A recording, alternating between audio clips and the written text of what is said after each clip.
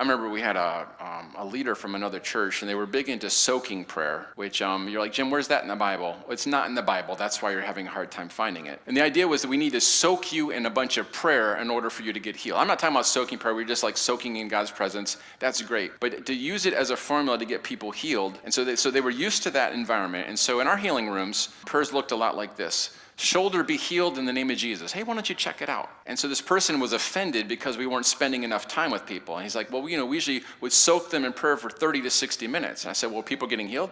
Well, no, that's why I came here.